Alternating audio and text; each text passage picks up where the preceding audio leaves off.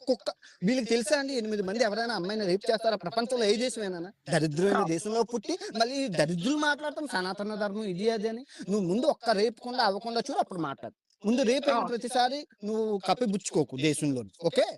అవునండి. మైండు మీరు నువ్వు అభివృద్ధి అంటే ఇది అమ్మాయి ఇప్పుడు నిన్న థాయిలాండ్‌లో ముగ్గురు అమ్మాయిలని కలిసానండి. ఇద్దరు అమ్మాయిలని. వాళ్ళు చున్నీదార్ యేసుకున్నారు. వాళ్ళు థాయిలాండ్‌లో ఉన్నంత మాత్రాన వాళ్ళు గుడ్డ ముక్కలు ఇప్పుకొని గెంతుకోలేదు.